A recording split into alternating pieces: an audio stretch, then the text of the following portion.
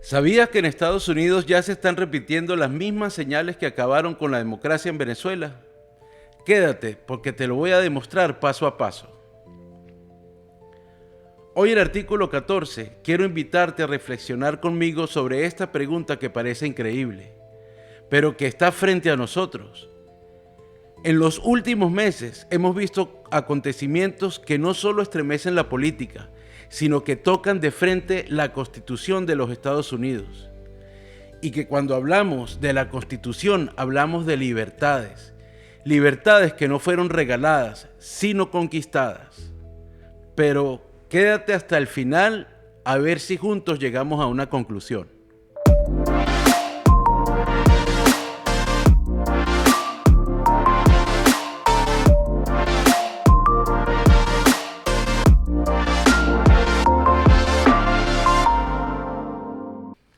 Quiero en primer lugar acudir a la memoria de los que han huido de Nicaragua, Cuba y sobre todo de Venezuela, país del cual provengo y del que guardo los mejores recuerdos, pero también los recuerdos tristes en cuanto a política se trata. Esto es para los venezolanos, pero me imagino que la historia que han vivido los otros dos países son similares. ¿Recuerdan cómo llegó Hugo Chávez Frías al gobierno? En Venezuela tiene su hora, y es que llegó la hora del pueblo. El voto popular lo llevó a ser el presidente de un país como Venezuela, y en 1999 posiblemente no era la mejor democracia del mundo, pero era un país próspero, rico, y quienes vivíamos allí jamás soñábamos con salir de Venezuela a otra cosa que no fuese vacaciones, al menos la mayoría de nosotros. Y de esto, los que nacieron desde 1980 hacia atrás se deben recordar con más exactitud. Como aquí, los habitantes podíamos vivir con dignidad, con estabilidad y con libertad. ¿Recuerdan eso? Al poco tiempo, ese infeliz se quitó su traje de oveja y dejó ver el lobo que realmente era.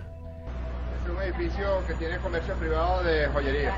Exprópiese. De acuerdo. Y aquel edificio allá en la esquina.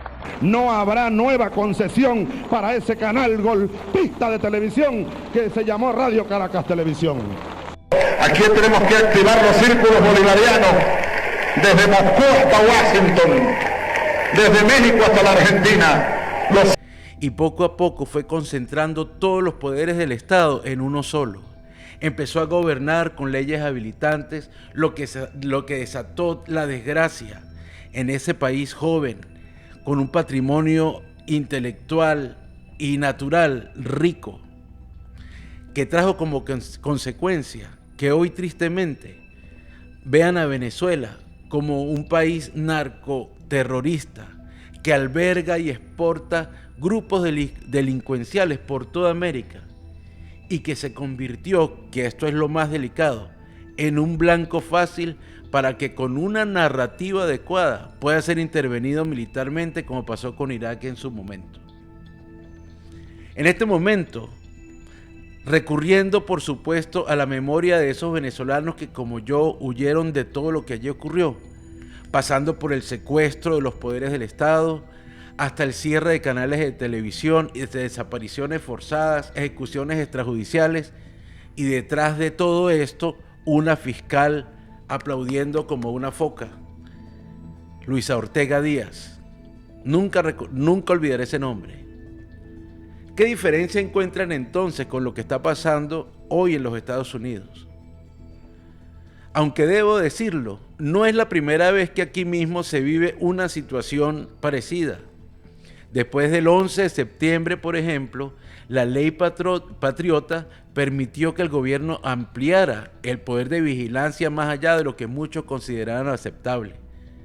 La pregunta es si esa misma lógica de seguridad se está usando otra vez para limitar libertades. Porque es que vemos más o menos las mismas cosas, sobre todo a una fiscal aplaudiendo lo que no es normal. Esta administración también llegó a la presidencia gracias a una mayoría muy significativa de votantes que creyeron y confiaron en las promesas que en el momento sonaron muy atractivas, por supuesto como producto de la desgracia que se vivió en los 4 últimos años de la administración anterior, y que por estar en el pasado no quiero ni siquiera recordar porque no vale la pena. La idea era que todo cambiaría para mejor, y muchos ciudadanos le dieron la confianza a ese cambio. Sin embargo, quieren que les muestre ejemplos para su conclusión. Claro, si tienen la valentía de quedarse hasta el final. La imposición de órdenes ejecutivas que invaden las competencias estatales como intentos de obligar políticas migratorias o electorales centralizadas como el gerrymandering, por ejemplo, viola la 10ª enmienda de la Constitución que regula los límites del poder federal. Como si fuera poco, las condiciones en centros de detención migratoria y penitenciarias donde han denunciado violaciones de derechos humanos, que viola la 8ª enmienda de la Constitución que regula la aplicación de castigos crueles e inusuales. Las detenciones migratorias masivas, personas retenidas sin acceso inmediato a un abogado, procesos administrativos que parecen castigos anticipados, que violan la 5ª y la 6ª enmienda que amparan precisamente el debido proceso y el derecho a un juicio justo.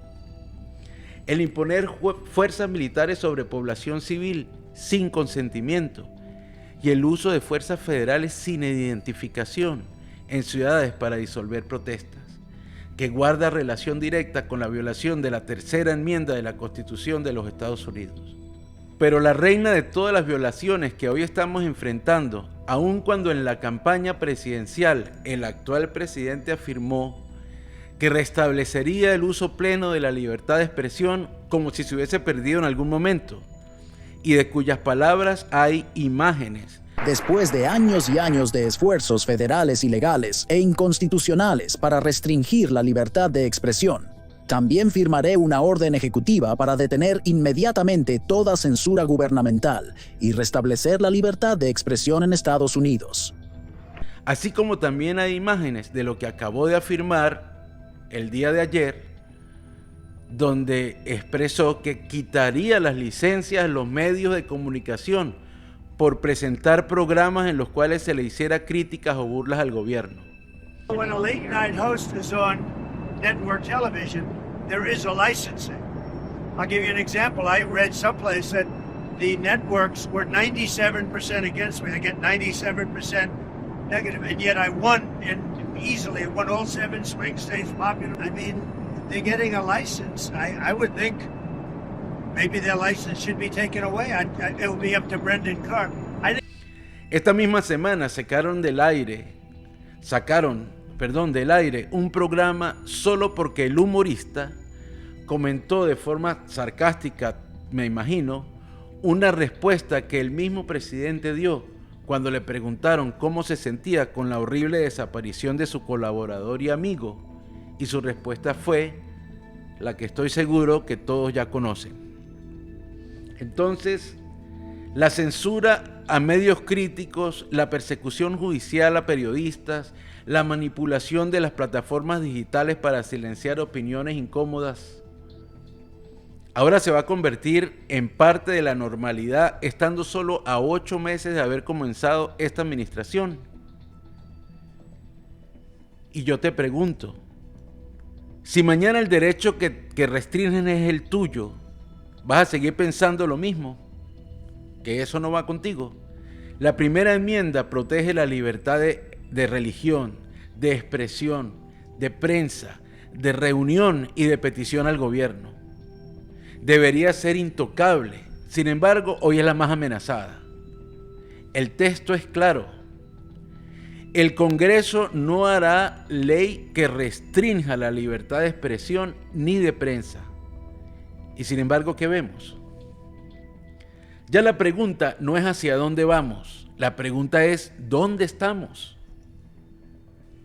Miren, la narrativa está tan desbordada que se llega a hablar de cosas como las que les presento. Se ha propuesto catalogar el ideal de Antifa como terrorismo, pero Antifa no es una organización estructurada, sino un ideal de lucha contra el fascismo, antifascista.